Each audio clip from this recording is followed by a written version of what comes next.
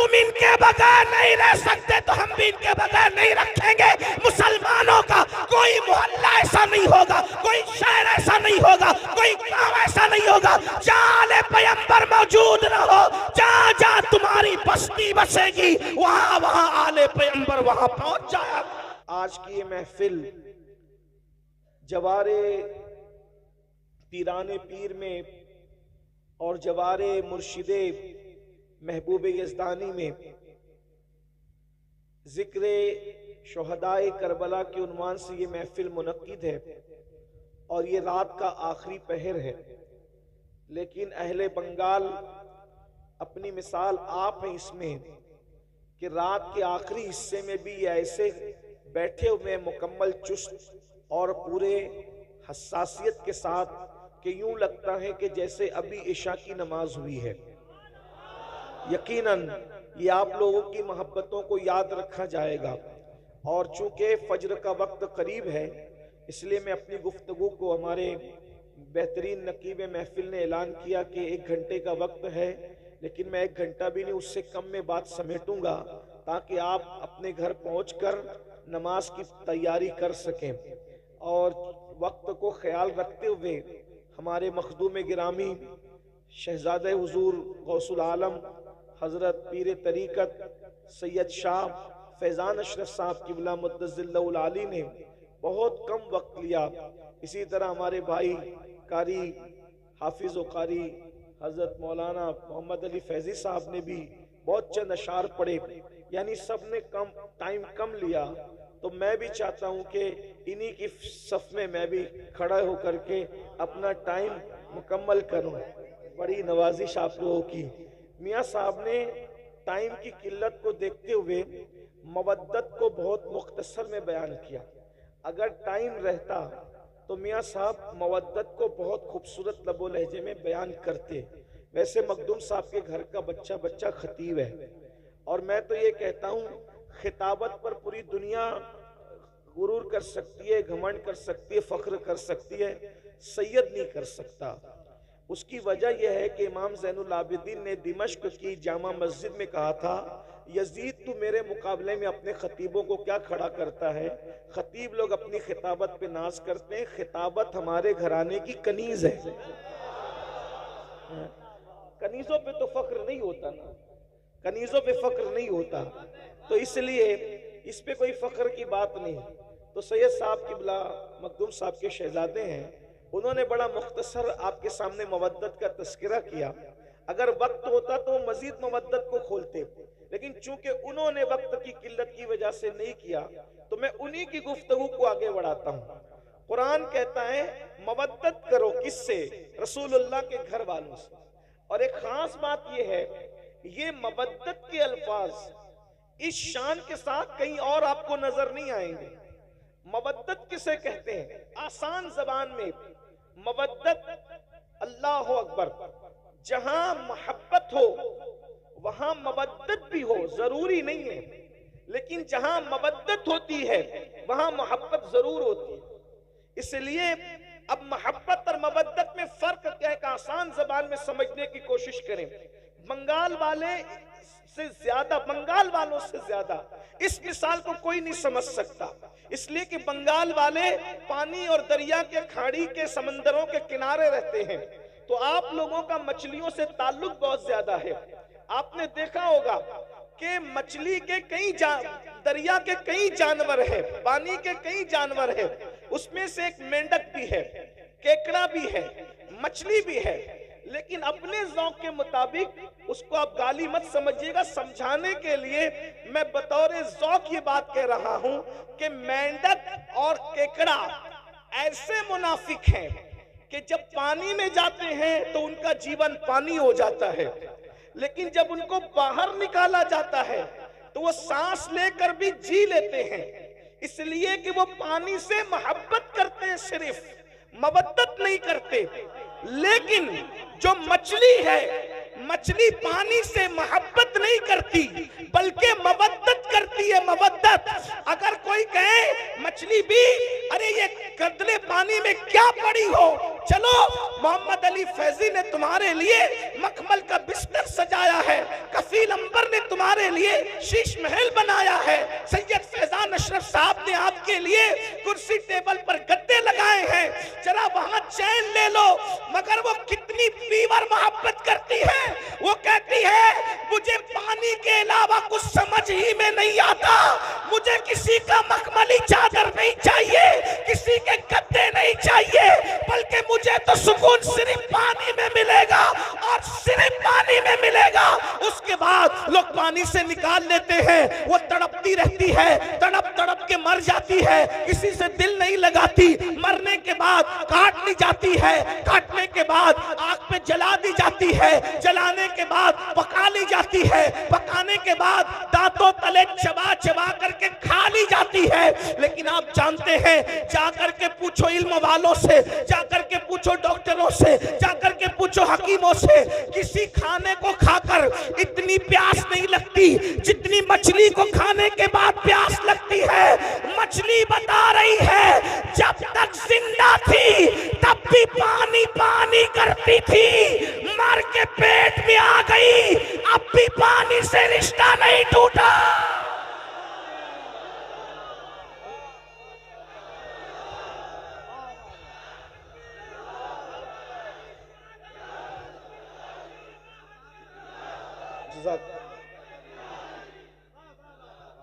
मरने तक ही मोहब्बत मोहब्बत वालों का रिश्ता मरने तक ही नहीं रहता, मरने के बाद अब मेरे ज़ौक़ के मुताबिक सुने, अरे कब्र के पेट में पेट के कब्र में चली गई, पानी मांग रही है, कट गई पानी मांग रही, मर गई पानी, क्योंकि पानी से क्या है, मवद्दत है, मवद्दत। अरे नादान, मछली अगर पानी से मवद्दत कर ले तो पानी के बगैर जी नहीं सकती। ये हुसैनी अगर आले नबी से मोहब्बत करे तो आले नबी के बगैर कैसे जी सकते हैं, आले नबी के बगैर कैसे रह सकते हैं, आले नबी के बगैर कैसे जिंदगी गुजार सकते हैं। और एक बात आपको बताऊं, अल्लाह अकबर, ये इतनी मोहब्बत करते हैं हुसैनी लोग आले पैगंबर से कि मर के कब्र में भी उनके बगैर नहीं रह सकते। जैसे मछली पानी के बगैर पेटों में नहीं रहती, वहां भी पानी पानी पानी करती है और इंसान को पानी पीना पड़ता है। अल्लाह ने मवद्दत का हुक्म दिया, लेकिन जानता है ना कि ईमान वाले मवद्दत करेंगे तो रहेंगे नहीं इनके बगैर। इसीलिए अल्लाह अकबर, आले पैगंबर को सिर्फ मदीने में नहीं रखा बल्कि जमीन के कोने कोने में फैला दिया। अगर तुम इनके बगैर नहीं रह सकते तो हम भी इनके बगैर नहीं रखेंगे। मुसलमानों का कोई मोहल्ला ऐसा नहीं होगा, कोई शहर ऐसा नहीं होगा, कोई गांव ऐसा नहीं होगा जहां आले पैगंबर मौजूद न हो। जहां जहां तुम्हारी बस्ती बसेगी वहां वहां आले पैगंबर वहां पहुंच जाएगा। हिंदुस्तान में इस्लाम बाद में फैलेगा, पहले ईमान वालों की ग़िज़ा आले पैगंबर मोहम्मदुर रसूलुल्लाह की औलाद मोइनुद्दीन अजमेरी की शक्ल में हिंदुस्तान पहुंच जाया करेगा। अंदाजा फरमाए, फिर कभी कुतुबुद्दीन बख्तियार काकी की शक्ल में आले रसूल आएंगे, फिर कभी महबूब इलाही की शक्ल में आएंगे, फिर कभी मखदूम अशरफ की शक्ल में आएंगे, फिर कभी साहिबुल बरकात की शक्ल में आएंगे, फिर कभी वारिस देवा की शक्ल में आएंगे। यानी तुम्हारे दरमियान, और तुम जमीन पे रहोगे तो भी वो तुम्हारे साथ रहेंगे, और जमीन के अंदर रहोगे तो भी तुम्हारे साथ रहेंगे। तुम्हें सिर्फ मोहब्बत करना है। मैं सोचता हूँ, या अल्लाह, कब्र की फिक्र वो क्या करे जिसके साथ नबी और आले नबी। हजरत अजमल सुल्तानपुरी ने क्या अच्छे मिसरे कहा था कि जब से मिला है दामन आले रसूल का, जब से मिला है दामन आले रसूल का, बेफिक्र हो गया हूं शफाअत की फिक्र से, बेफिक्र हो गया हूं, बेफिक्र हो गया हूं शफाअत की फिक्र से। क्यों फिक्र करें, बल्कि हुजूर शेखुल इस्लाम खुद ही कहते हैं ना, किस लिए फिक्र करें, हश्र के दिन क्या होगा, किस लिए फिक्र करें, हश्र के दिन क्या होगा, सामने उनके जो होगा अच्छा होगा, सामने उनके जो होगा अच्छा होगा। अल्लाह अकबर। तो मवद्दत मोमिन करता है हुजूर की आल से, जिएगा भी उनके बगैर नहीं, मरेगा भी उनके बगैर नहीं। अब आपसे पूछता हूं, क्या हम मवद्दत करते हैं? बात यह है, मेरे एक भाई ने, अल्लाह उनके हाथों को सलामत रखे, गाजी अब्बास के अलम के सदके उन्होंने हाथ उठा दिया। चले सभी उठा लेते हैं। अल्लाह पाक मोहब्बत करते हैं सब लोग, अल्हम्दुलिल्लाह, मवद्दत करते हैं। अब यहाँ मुझे जो बात कहनी है, बात तो बहुत सी कहनी थी, लेकिन ये दुआ का वक्त है, तकरीर का वक्त नहीं है। लेकिन मैंने कमेटी वालों से कहा कि लोग क्या सुनेंगे रात के आखिरी हिस्से में, मगर ये मेरी गलत फहमी दूर हो गई कि और इलाके वाले अलग है, बंगाल वाले अलग हैं। हाँ, ये सुनते हैं और जिंदगी से सुनते हैं, यानी रात के आखिरी हिस्से में भी तवज्जो है आपकी। आप मवद्दत करते हैं, अब तवज्जो करना। मवद्दत में मछली की कोई औकात ही नहीं है। आपके सामने आप अशरफुल मखलूकात है, आपके हमारे सामने मछली कोई औकात नहीं है। एक मछली है भाइयों, उसको दिमाग नहीं है। एक मछली है, उसके पास वो दिल नहीं है जो आपके पास। एक मछली है, उसके पास वो सोच नहीं है जो आपके पास। क्योंकि मछलियों में कोई साइंसदान नहीं गुजरा, मछलियों में कोई डॉक्टर नहीं गुजरा, मछलियों में कोई इंजीनियर नहीं है, मछलियों में कोई फ्लाइट बनाने वाली कोई मछली नहीं है। मैं सिर्फ आपको समझाने के लिए कह रहा हूँ ये बात, बाकी सबको पता है, लेकिन मैं टाइम पास नहीं कर रहा हूँ, बहुत अहम नुक्ते की तरफ आपको ले जाना चाहता हूँ। लेकिन वो मछली ने मोहब्बत की, मुनाफिकत नहीं की। मछली ने मवद्दत की, मुनाफिकत नहीं की, तो उसको मखमली बिस्तर पे भी चैन ना आया, वो वहीं भी वहां तड़पती रही। निकाल के देख लेना, आप लोगों से ज्यादा मछली कौन जानता है? आपका बड़ा रिश्ता, इसलिए हम भी मछली पकड़ के लाए आज और मछली पर ही बात कर रहे हैं। और मिसाल दे के समझाना, ये सुन्नत इलाही भी और सुन्नत रसूल भी है, इसीलिए हम भी बंगाल वालों को देखकर मछली की बात कर रहे हैं। आप गौर करें, नरम गद्दों पे भी उसको सुकून ना मिला, पीर साहब की गोद में भी। पीर साहब, आप बहुत बड़े पीर साहब हैं, आले रसूल है, लेकिन हमने मवद्दत की है पानी से, इसलिए आपकी गोद में भी हमें सुकून नहीं मिले। मतलब कोई आ जाए कोई नहीं चलेगा।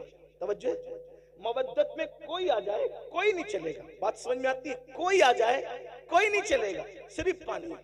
ठीक, बात समझ में आती है? अब आपसे पूछता हूं, मछली ने मवद्दत की पानी से, तो उसको कोई नहीं चलता।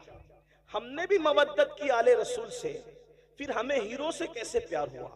एक सवाल है, मेरा सवाल है, मवद्दत की है या केकड़े की तरह मुनाफिकत की है? मवद्दत की है या मेंढक की तरह मुनाफिकत की है? अगर हमारे दिल में वाकई इमाम हुसैन बस रहे हैं, तो नशा करना ये तो हुसैनियत नहीं है ना। फिर ये नशा आया कहां से हुसैनियों के दरमियान? पता चला जहां हुसैनियत होगी उस बस्ती में नशा नहीं होगा, और जहां नशा होगा वहां हुसैनियत नहीं होगी। इसलिए कि मछली से सीखा कोई नहीं चलेगा, तो नशा कैसे चल रहा है? जिना की फिल्में कैसे चल रही है? वहां पे इमाम अली मकाम ने आखिर में सजदा भी कर लिया, और हमारी जिंदगी में कोई सजदा ही नहीं।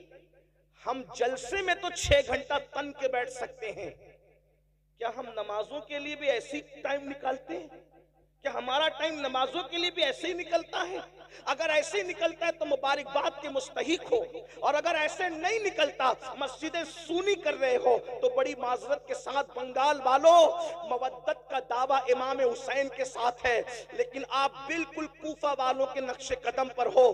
फर्ज तक शायर ने कहा था कि दिल तो आले नबी के साथ है और तलवारें बनु उमैया के साथ हैं। बड़ी माजरत के साथ कहीं ऐसा तो नहीं कर रहे हैं कि हमारे अल्फाज आले नबी के साथ है और हमारा किरदार यजीदी किरदार बन गया? बताओ, एक इंसान जो औरत पर कोई पाप की नजर डाले, अपनी साली पर, अपनी मोहल्ले की औरत पर, कोई जाने वाली लड़की पर अगर पाप की नजर डाले, वो हुसैनियत के रास्ते पे कैसे हो सकता है? इसलिए कि वहां तो इतनी फनाहियत है, वहां तो इतने जज्बात हैं कि अल्लाह अकबर, अहलुल बैत अहलुल बैत अहलुल बैत। और अहलुल बैत ने जिसको चाहने का हुक्म दिया वही, अहलुल बैत ने जिससे मोहब्बत करने का हुक्म दिया वही, अहलुल बैत ने जिससे बरात का इजहार कर दिया, फिर वो कोई हो फिर वो उससे बरात कर लेते हैं। अहलुल बैत ने कहा सिद्दीक अकबर से मोहब्बत करना, वैसे ही मोहब्बत की जा रही है। फारूक आजम से मोहब्बत करना, वैसे ही मोहब्बत की जा रही है। उस्मान गनी से मोहब्बत करना, वैसे ही मोहब्बत की जा रही है। मौला अली से मोहब्बत करना,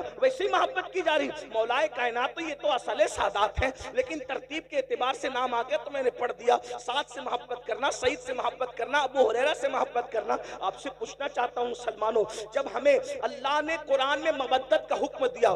कुदरत जानती है इस बात को, अल्लाह जानता है इस बात को, जो जिससे मोहब्बत करता है उसके नक्शे कदम पे चलता है, अल्लाह अकबर, उसके रास्ते पे चलता है। अंदाजा फरमाए, जब तुम अहलुल बैत से मोहब्बत करोगे तो उन्हें शराब से नफरत है, तुम्हारे दिल में कभी शराब से मोहब्बत पैदा नहीं हो सकती। अहलुल बैत से मोहब्बत करोगे, उनके दिलों में ज़िना की नफरत है, वो तो ज़िना का नाम सुनना भी नहीं चाहता। बड़ी माजरत के साथ आज 16-16, 17-17 साल के लड़के ज़िना की फिल्में देख रहे हैं। अपने मोबाइल के अंदर क्या देख रहे हो, क्या तक रहे हो? अल्लाह अकबर, बड़ी माजरत के साथ अल्लाह अकबर, इमाम हुसैन ने जो यजीद का बाइकाट किया है उसकी सबसे बड़ी वजह क्या है? मेरे इमाम को नामे यजीद से सिर्फ नफरत नहीं थी, बल्कि किरदार यजीद से नफरत थी। मोहब्बत का तकाजा ये है, महबूब जिस चीज से नफरत करे उसे छोड़ दिया जाए, उसे तर्क कर दिया जाए। मुसलमानों, ये मोहब्बत सिर्फ नारों में नहीं होनी चाहिए, ये मोहब्बत सिर्फ जलसों में नहीं होनी चाहिए। ये वो मोहब्बत है, ये वो मवद्दत है जो जहन्नमी को जन्नती बना देती है। अल्लाह अकबर, ये वो मोहब्बत और मवद्दत है जो इंसान के नसब की हिफाजत करती है। अल्लाह अकबर, हम लोग तो बबांगे दुहल कहते हैं। अगर हलाली और गैर हलाली में फर्क करना हो तो अहले बैत का जिक्र छोड़ दो, अहले बैत का जिक्र छेड़ दो। जिनके चेहरे खुशी से मचल जाएंगे इंशाअल्लाह वो हलाली है, और जिनके चेहरे बुझ जाएंगे तो फिर उसके बाद वो खुद ही अपने नसब की तहकीक कर ले, हम क्या कहें उसके बारे में। अल्लाह अकबर, जिनके दिलों में ईमान है उनके चेहरे खिल जाएंगे, जिनके दिलों में निफाक है उनके चेहरे बुझ जाएंगे। याद रखना, हर जमाने में अहलुल बैत से मोहब्बत की है मोमिनों ने, लेकिन किस तरह उनके नक्शे कदम पर चलते हुए। हम लोग सिर्फ नारे नारे नारे नारों में इतने डूब गए अल्लाह अकबर कि हम तो हकीकतों को भूल गए, हकीकतों को फरामोश कर गए। अल्लाह अकबर, एक मछली से सबक लिया होता, मछली से, अल्लाह अकबर, उसने क्या मवद्दत का हक अदा किया, मरने के बाद भी उसने पानी की मोहब्बत को नहीं छोड़ा। हमें इमाम हुसैन कितना याद आते हैं, कब याद आते, कितना याद आते, कब याद आते। खून हुसैन जो मैदान करबला में बहा है, कभी उसका एहसास किया? मैं आपके सामने कोई शहादत नहीं पढ़ना चाहता, लेकिन एक बात रखना चाहता हूं। इतनी देर से बैठे हो तो हुसूल बरकत के लिए मैं एक शहादत आपके सामने पढ़ के सुनाना चाहता हूं। एहसास करो, मोहब्बत है ना, मवद्दत है ना, इस कुर्बानी को कौन याद करेगा? अल्लाह ने आपको भी औलाद दी होगी, अल्लाह की अता से हम लोग भी औलाद वाले हैं। थोड़ा गौर कीजिए, जरा तवज्जो कीजिए। जब बकरीद के मौके पे अल्लाह ने कुर्बानी का हुक्म दिया तो उसमें भी रसूलुल्लाह ने हमें पाबंद कर दिया कि जानवरों के बच्चों की कुर्बानी नहीं होगी। तवज्जो तवज्जो फरमाओ, अल्लाह की राह में भी जानवर के बच्चे कुर्बान नहीं किए जाएंगे। ऊंट कम से कम 5 साल का चाहिए, क्योंकि 5 साल में ऊंट जवान होता है। उसके बाद का जो जानवर है वो कम से कम 2 साल का चाहिए, क्योंकि वो जानवर जिन्हें बकरा अरबी में कहते हैं वो 2 साल की उम्र में जवान होता है। उसके बाद का जो जानवर है जिसे उर्दू में बकरा कहते हैं, उसको कम से कम 1 साल का होना चाहिए, क्योंकि वो 1 साल में जवान हो जाता है। और उसके बाद फिर कोई जानवर नहीं चलेगा, इसलिए कि वो जवान होकर भी जवान नजर नहीं आता। मिसाल के तौर पे मुर्गा नहीं चलेगा, क्योंकि वो जवान होकर भी जवान नजर नहीं आता, है ना।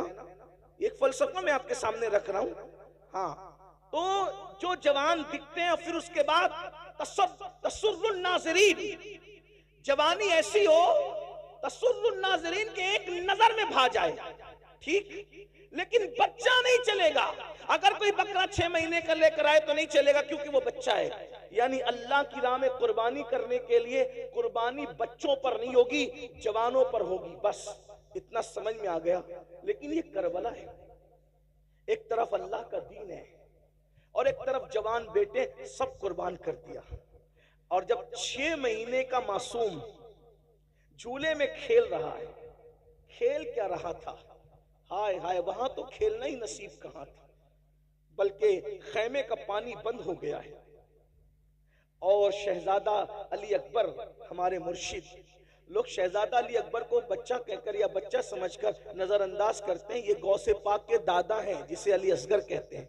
इस एतबार से इनको सुना करो। उम्र 6 महीने की है, लेकिन चूंकि बाप का जो भाई होता है वो दादा ही होता है, इसका ख्याल रखना चाहिए। गरीब नवाज के दादा हैं ये इमाम अली असगर। आप ये ना समझे कि कोई छोटा बच्चा है, ये हमारे बड़ों बड़ों का दादा है, हमारे पीरों का दादा है, पीराने पीर के दादा है। इमाम अली असगर शहजादा अली असगर पाक चूल्हे में है और प्यास इतनी है कि प्यास की वजह से जबान बाहर करते हैं और कभी हाथों को समेटते हैं और कभी हाथों को फैलाते हैं, कभी पैरों को समेटते हैं और कभी पैरों को फैलाते हैं। ऐसे में प्यास की शिद्दत जब शहजादा अली असगर को बेचैन करती है और उस बेचैनी के अंदर इमाम अली असगर कभी कभी बेहोश हो जाते हैं, बेहोशी की कैफियत तारी हो जाती है। तो बंगाल वालों, ये तारीख करबला है कि जब साकिए कौसर के नवासे का बेटा प्यास की शिद्दत की वजह से बेचैन, बेकरार, मुस्तरिब होकर के बेहोश होता है, तो उस वक्त उनकी बेहोशी के बाद उस खैमे के अंदर इतना पानी भी नहीं होता कि उनके चेहरे पर छींटे दे करके उनको होश में लाया जा सके। जरा गौर फरमाएं, अल्लाह अकबर, इमाम हुसैन की मेहनत, करबला वालों की मेहनत, जरा अंदाजा तो फरमाएं, जरा गौर तो करें। अल्लाह अकबर, बहुत आसानी के साथ मस्जिदें छोड़ दे, मस्जिदें वीरान कर देते हो, नमाजों को तर्क कर देते हो, नमाजों को छोड़ देते हो, बहुत आसानी के साथ ज़िना की फिल्में देखते हो। कभी सोचा आले नबी ने दीन बचाने के लिए कितनी बड़ी कुर्बानी दी है, कितनी अजीम कुर्बानी दी है। अल्लाह अकबर, जवानों को तो कुर्बान कर ही दिया, लेकिन नन्ना सा 6 महीने का मासूम बचा।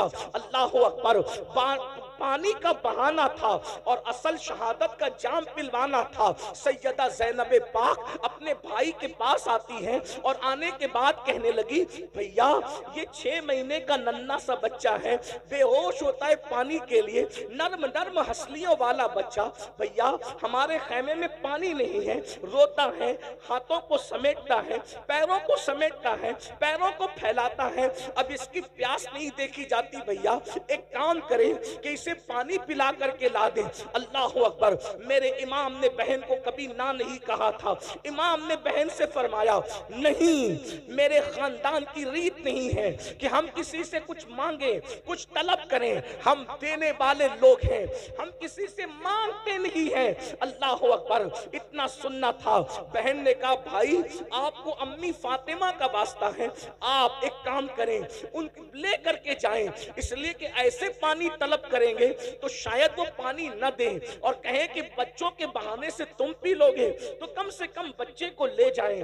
बच्चा ले जाओगे, उनसे कहना अपने हाथ से पिला दें, आपको वास्ता आपकी अम्मी सैयदा फातिमा का है।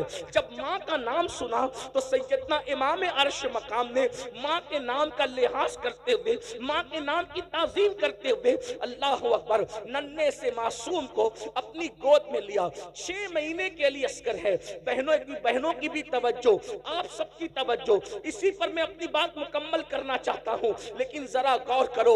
अहले बैत से मोहब्बत का दावा करने वालों, अहले बैत से इश्क का दावा करने वालों, अहले बैत से मवद्दत का दावा करने वालों, मुझे बताओ तो सही, अल्लाह अकबर, अगर किसी ने कुर्बानी देते देते, अगर किसी ने मेहनत करते करते 10, 20, 50 हजार रुपए खर्चा किए, तो उसको एहसास होता है कि मैंने इतने खर्च किए थे मस्जिद बनाने के लिए, मदरसा बनाने के लिए, खानका बनाने के लिए, इसको पढ़ाने के लिए, उसको पढ़ाने के लिए। ये नबी का घराना है, जितने लाए थे मौला हुसैन सब कुर्बान कर गए। और आखिरी में जब 6 महीने का नन्ना सा मासूम बचा, उसको गोद में लिया। धूप कड़कड़ाती धूप थी, अल्लाह अकबर, चिलचिलाती धूप थी, करबला के रेगजार थे। ऐसे में मेरे इमाम ने अपनी आस्तीन का साया अपने बच्चे के चेहरे पे किया और उसके बाद पैदल यजीदियों की तरफ बढ़े। यजीदी आपस में बातें करने लगे, हुसैन बोझल कदमों से आ रहे हैं, हमारी तरफ आ रहे हैं, ऐसा लगता है कि कहीं हुसैन बैत के लिए तो नहीं आ रहे हैं। लेकिन मेरे इमाम जैसे उनके सामने पहुंचे, मौरखीन लिखते हैं, आपने फरमाया देखो ये मेरा नन्ना 6 महीने का बच्चा है और ये प्यास की वजह से कभी हाथों को समेटता है, कभी हाथों को फैलाता है, कभी पैरों को समेटता है, कभी पैरों को फैलाता है। चंद कतरे इसको पानी पिला दो। अगर तुमने चंद कतरे इसको पानी पिला दिया तो इंशाअल्लाह क़यामत के दिन साक़िए कौसर के जरिए से इसका बदला मैं जरूर तुम्हें अता करूंगा। मेरे बच्चे को पानी पिला दो। जानते हो मुसलमानों, जिस आलुल बैत की मोहब्बत और मवद्दत की हम बात करते हैं, अल्लाह अकबर, वो 6 महीने का नन्ना मासूम, जब मेरे इमाम ने हजरत इमाम अली असगर के चेहरे से अपनी आस्तीन हटाई, चिलचिलाती सी धूप थी, नन्ना सा बच्चा, नन्ना सा शहजादा पानी की वजह से रो रहा था, जबान को बाहर निकाल रहा था। अल्लाह अकबर, चेहरा जर्द पड़ चुका था। जब इमाम ने कहा अगर तुमसे इख्तिलाफ है तो हमारा है, इस बच्चे से किसको क्या इख्तिलाफ हो सकता है? फिर ये तुम जिस नबी का कलमा पढ़ते हो उस नबी का शहजादा है, उस नबी की औलाद है, उस नबी की आल है, चंद कतरे पानी पिला दो, इसका सिला हम देंगे। अल्लाह अकबर। एक जालिम ने कहा हुसैन हम पानी नहीं देंगे, इसलिए कि सांप का बच्चा भी सांप होता है।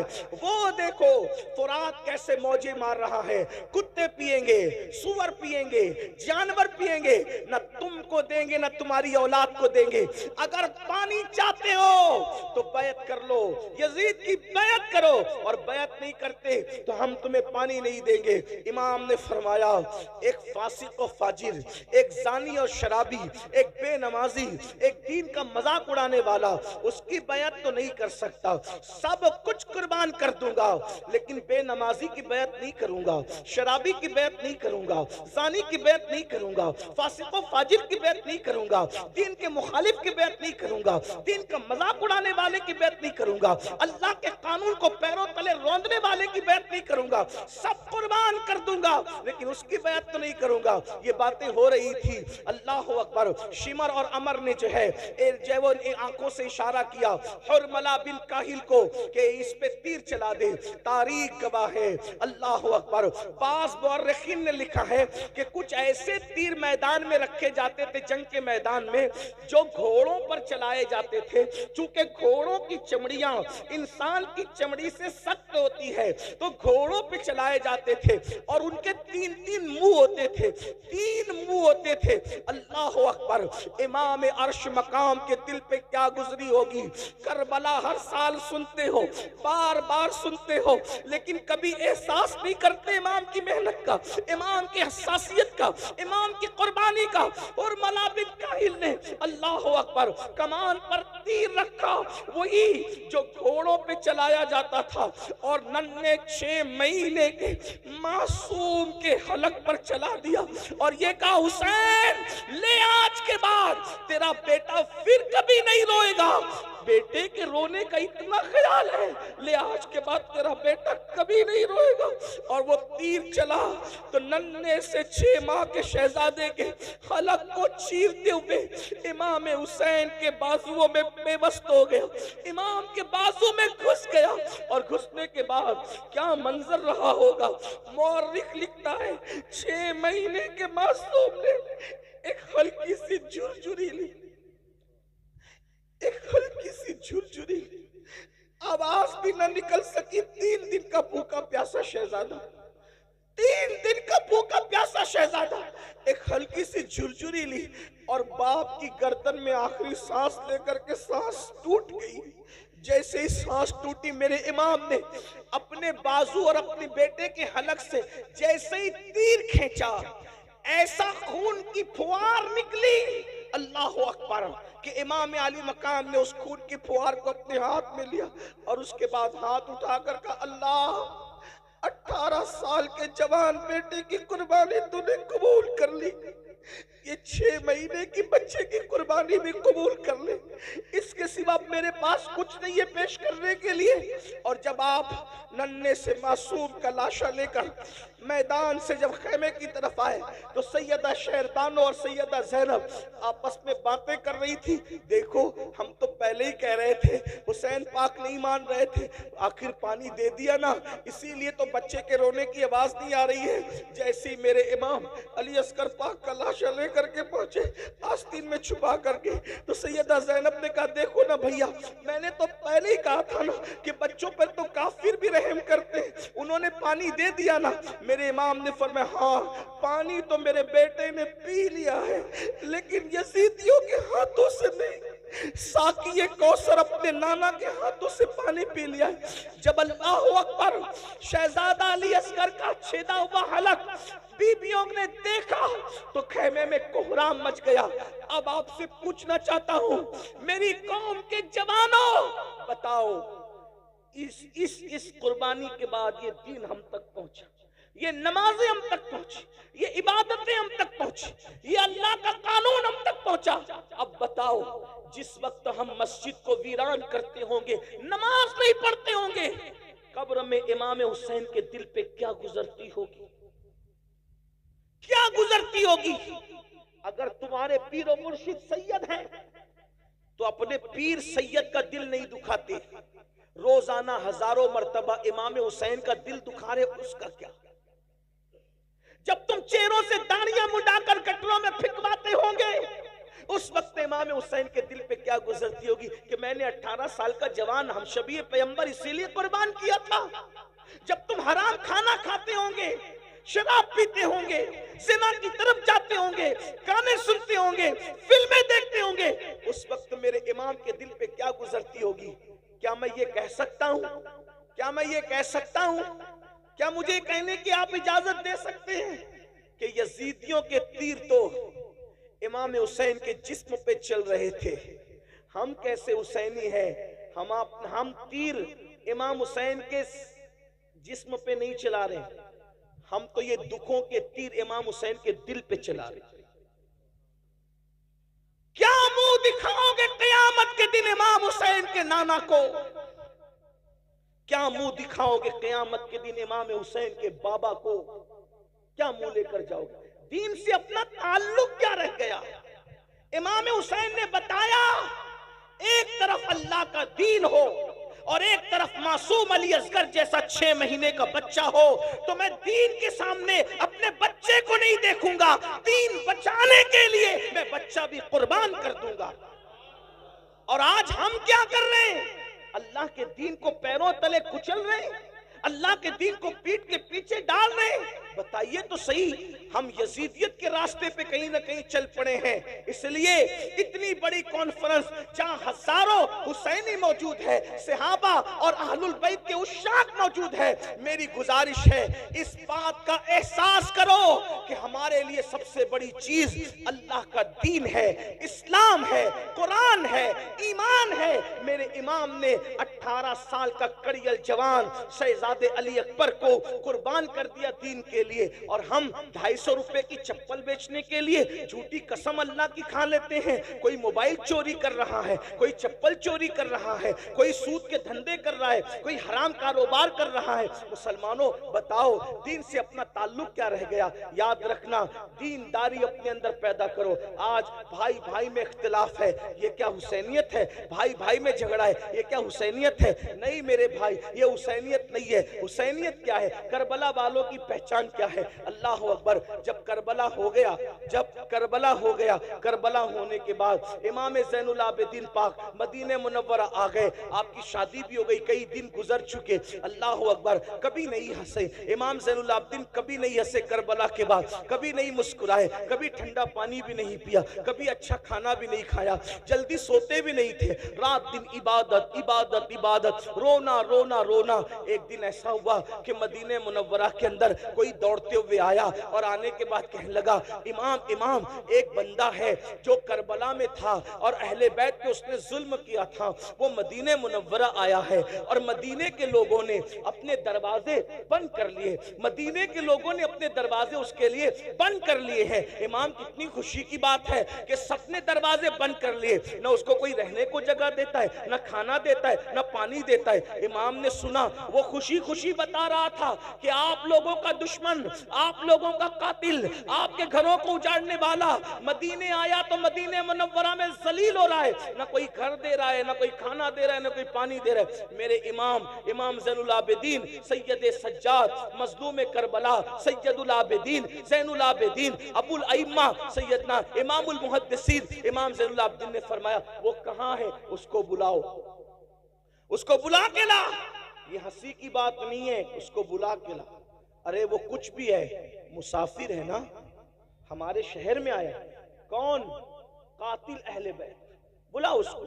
वो आया, आने के बाद इमाम ने दस्तरखान बिछाया, उसको खाना खिलाया, उसको पानी पिलाया, फरमाया कितने दिन मदीने में रहोगे बता दो, रहने का इंतजाम हो जाएगा। वो खा पी करके इमाम को देख रहा था ऊपर से नीचे तक, और उसने कहा, अली, आपका असल नाम? अली इब्ने हुसैन, इमाम ज़ैनुल आबिदीन का असल।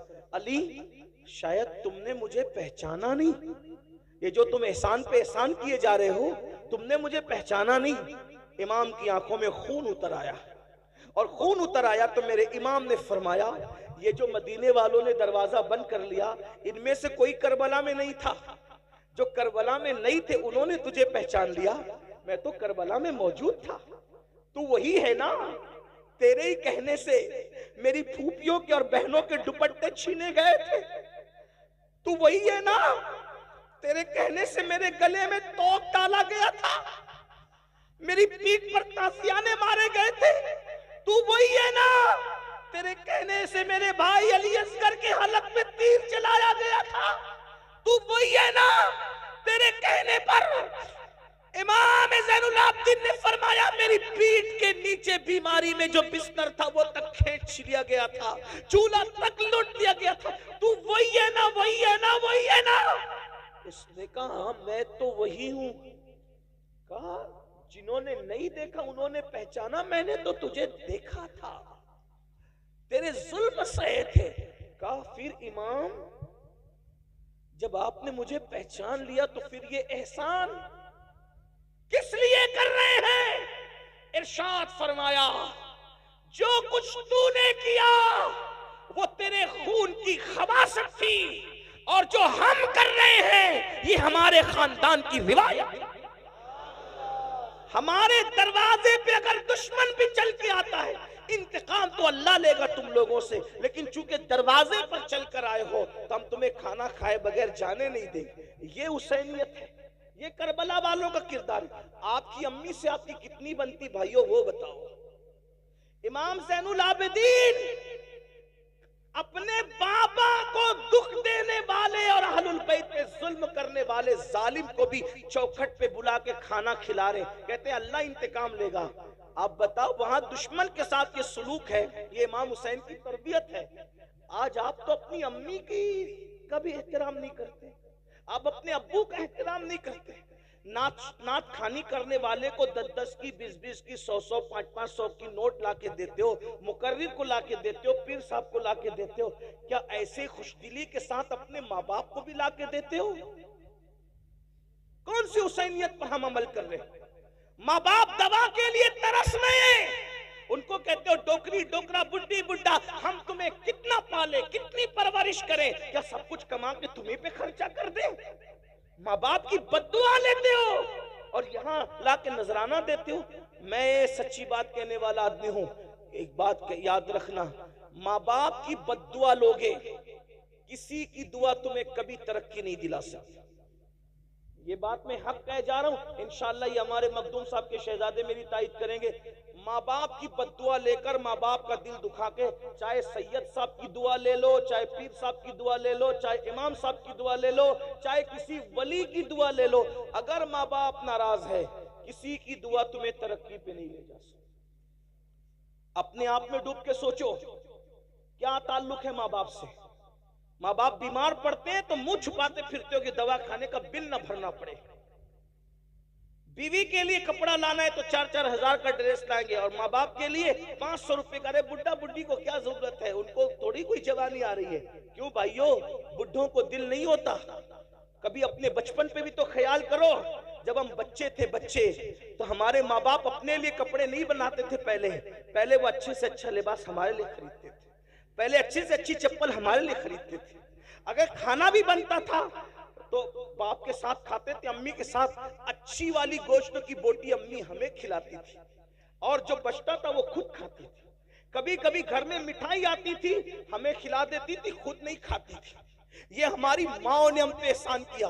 भाइयों, हम पेशाब कर देते थे सर्दियों में, तो गीले बिस्तर पर, पेशाब वाले बिस्तर पे माँ सोती थी, ठंडे ठंडे बिस्तर पे, और हमें अपने सीने पे सुलाती थी, खुश्क बिस्तर पे सुलाती थी। हुसैनियों, अहलुल बैत से मोहब्बत करते हो, क्या ताल्लुक है माँ बाप से? अरे जिससे, जो माँ बाप का वफादार नहीं, वो अहले बैत से सच्ची मोहब्बत नहीं करता। अहलुल बैत क्या है? इनसे मोहब्बत की तो इनके किरदार पे अमल करो।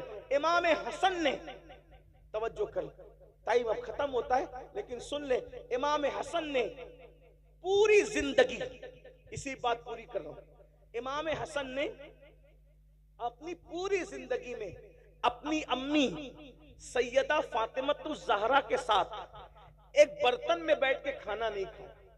इसको सुनने कुछ याद रहे न रहे, इसको याद रखना। इमाम हसन ने अपनी अम्मी के साथ एक प्लेट में, एक बर्तन में कभी खाना नहीं खाया। और उनकी अम्मी क्या थी भाइयों? सैयदा तैयबा ताहिरा आबिदा जाहिदा राकिआ साजिदा नकिया तकिया उम्मे अबीहा। ऐसी शान वाली खातून के जिसके लिए अल्लाह के रसूल उठ के खड़े हो जाए। गौर तो करें, क्या शान है उनकी, जिनके घर में इजाजत के बगैर जिब्रील ना आए।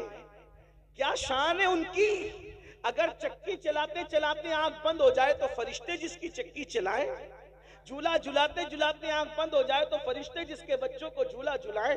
क्या शान है उनकी अम्मी की। अरे भाइयों, नेकों के साथ खाने की तो बड़ी फजीलत है, लेकिन इमाम हसन ने कभी अम्मी के साथ खाना, यानी एक प्लेट में नहीं खाया।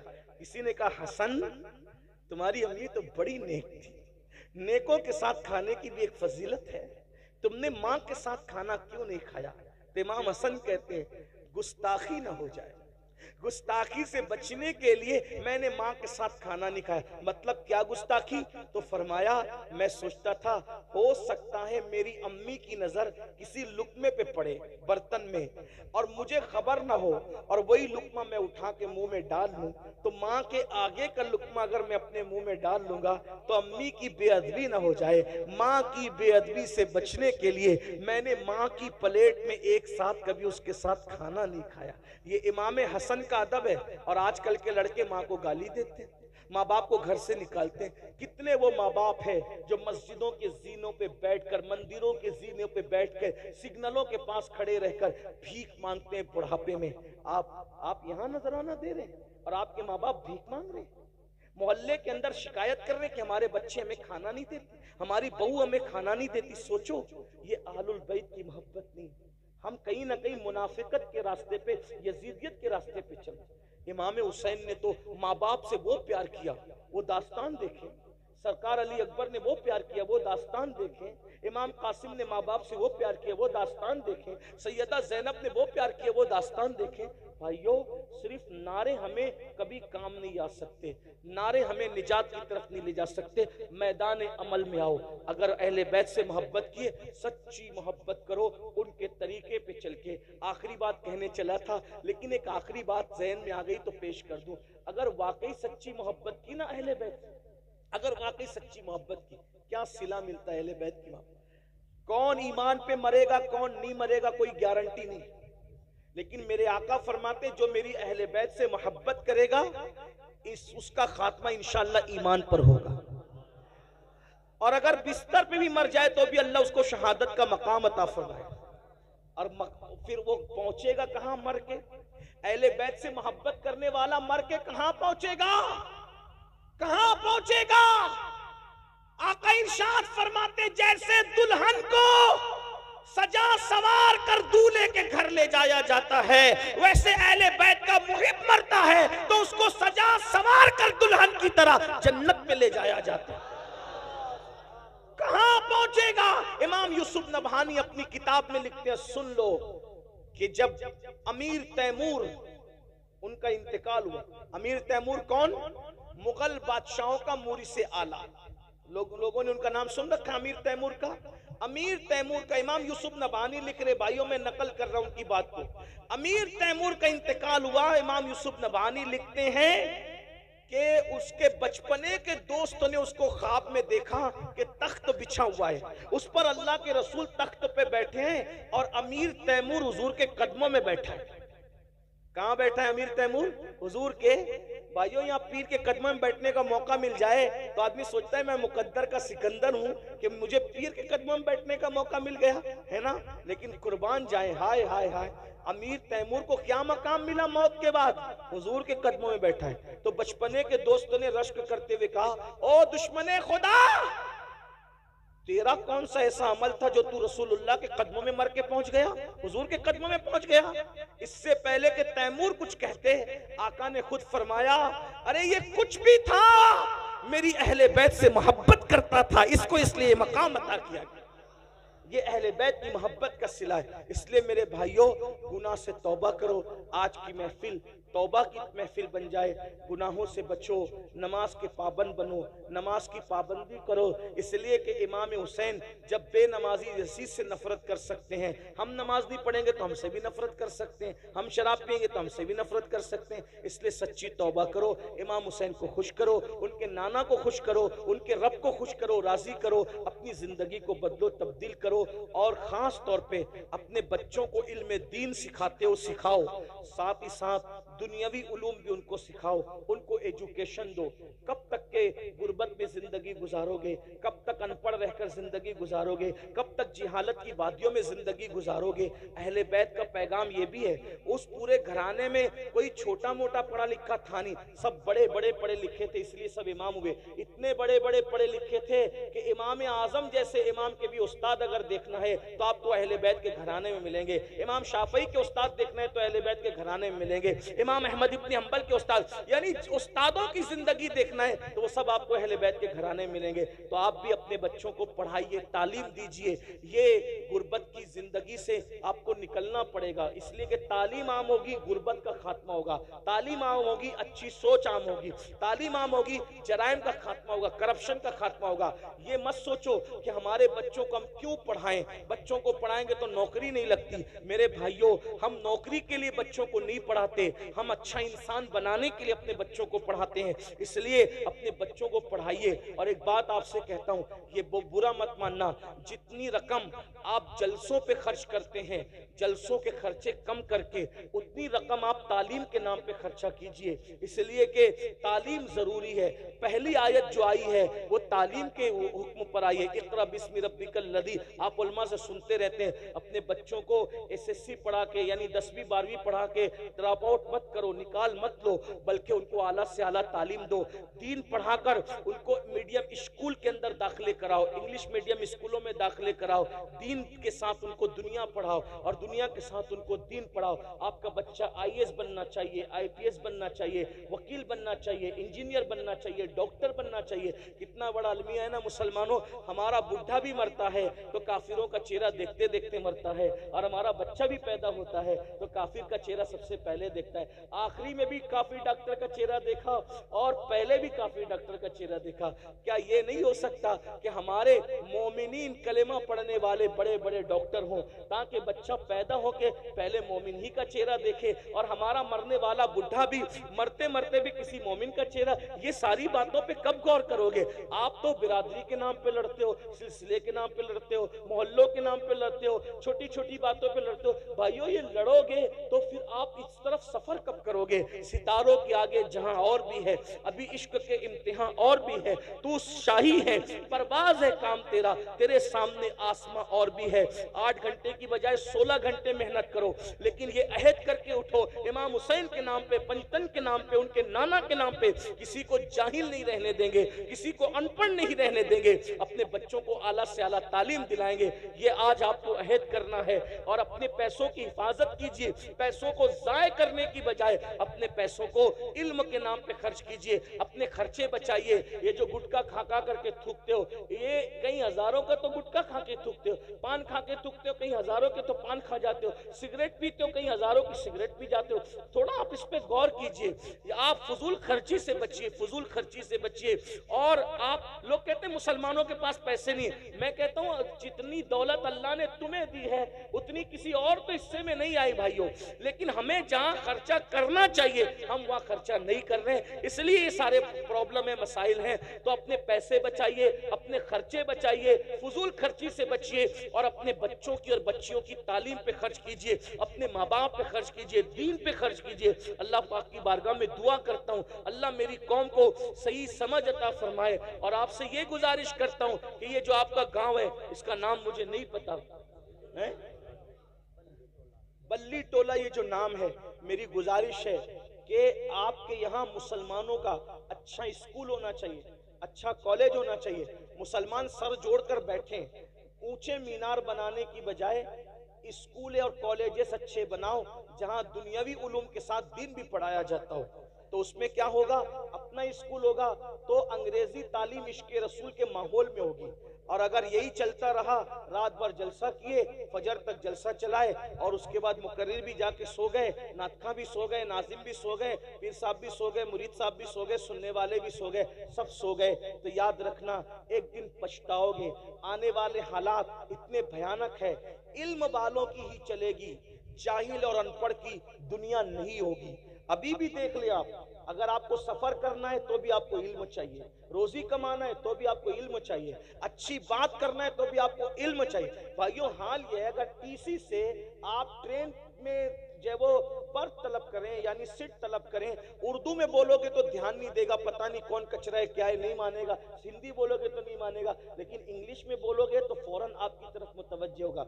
इसका मतलब ये है कि हमको जमाने के साथ चलना होगा। मैं कोई अंग्रेजी जबान का शहदाई और आशिक नहीं हूँ, लेकिन चूंकि जरूरत जब पड़ती है तो जरूरत के साथ साथ हमें अपने आप को सांचे में ढालना पड़ता है। हयात लेके चलो, कायनात लेके चलो, चलो तो सारे जमाने को साथ लेके चलो। हमारे आका ने अपने सहाबा को इब्रानी, सुरियानी, दुनिया की जबान सीखने का हुक्म दिया और हुजूर अलैहिस्सलाम ने भी मुख्तलिफ जबानें बोली। हुजूर ने अरबी के साथ फारसी भी बोली, फारसी के साथ संस्कृत भी बोली और भी दीगर जबानें हुजूर ने बोली है। इसलिए मेरी गुजारिश है आपसे, अल्लाह के बंदो याद रखो, हर जबान सीखो, कोई धोखा ना दे सके। इसलिए मेरी गुजारिश है कि बड़े गुंबद बनाने की बजाय, बड़े मीनार बनाने की बजाय अच्छे स्कूल और तालीम गाहें बनाइए। और जलसों को मैं समझता हूं कि 12 बजे खत्म, 1 बजे खत्म करने का मिजाज बनाइए। नहीं हजरत पहले से चला रहा है। भाइयों पहले की दुनिया और थी, अब की दुनिया और है। अगर आप 12-1 बजे जलसा खत्म करोगे, इससे ज्यादा पब्लिक आएगी। इसलिए कि इसी जलसे में ये इतने लोग हजारों आए, अच्छी बात है, लेकिन इनको पता था कि फजर तक जलसा चलेगा।